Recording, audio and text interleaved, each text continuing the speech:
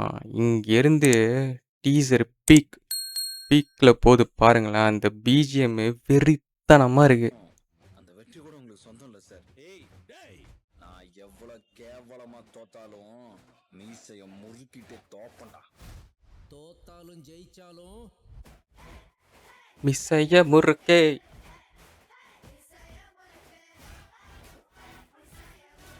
ஊ.